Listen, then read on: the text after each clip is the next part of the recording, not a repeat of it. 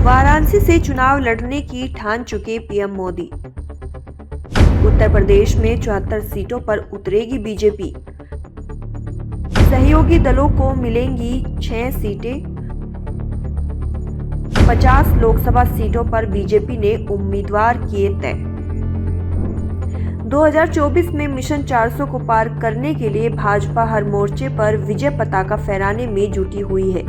लोकसभा चुनाव 2024 के लिए भारतीय जनता पार्टी ने उम्मीदवार चुनने की प्रक्रिया शुरू कर दी है। उम्मीदवारों के चयन को लेकर बीजेपी हेडक्वार्टर में केंद्रीय चुनाव समिति की बैठक हुई। इसमें नरेंद्र मोदी, गृह मंत्री अमित शाह, रक्षा मंत्री राजनाथ सिंह समेत शीर्ष नेता मौजूद रहे। सूत्रों के अनुसार इसमें तय किया गया कि पीएम मोदी एक बार फिर से वाराणसी से ही चुनाव लड़ने वाले हैं। उत्तर प्रदेश में 74 सीटों पर बीजेपी चुनाव लड़ेगी। सहयोगी दलों को 6 सीटें मिलेंगी।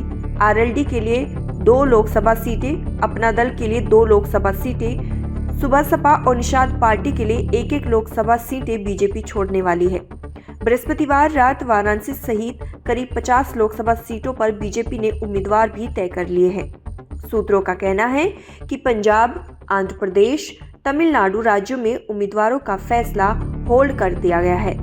इन तीनों राज्यों में बीजेपी की क्षेत्रीय दलों के साथ गठबंधन की बातचीत चल रही है। पंजाब में बीजेपी अकाली दल, आंध्र प्रदेश में टीडीपी और जनसेना के साथ बात कर रही है, जबकि तमिलनाडु में एआईएडीएम के साथ बातचीत जारी है।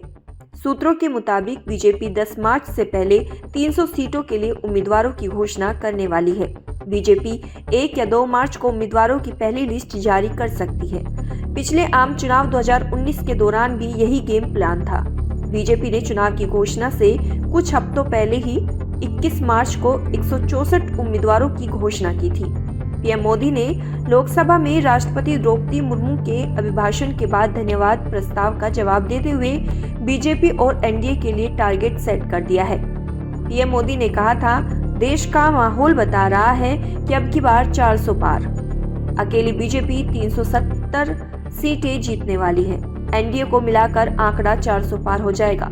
बीजेपी को इतनी बड़ी जीत हासिल करने के लिए इस बार उन राज्यों पर ज्यादा जोर लगाना पड़ेगा जहां से पिछली बार पार्टी को बहुत ज्यादा सफलता नहीं मिल पाई थी। यही वजह है कि बीजेपी को इस बार सबसे ज्यादा उम्मीद दक्षिण भारत के उन राज्यों से है जहां पार्टी अब तक बहुत कमजोर मानी जाती है।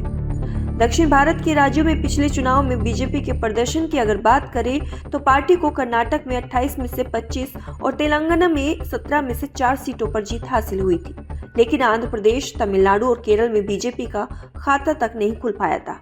आंध्र प्रदेश, तेलंगाना, तमिलनाडु और केरल में कुल मिलाकर लोकसभा की 101 सीटें आती हैं। इनमें से बीजेपी के पास फिलहाल सिर्फ 4 सीटें ही हैं।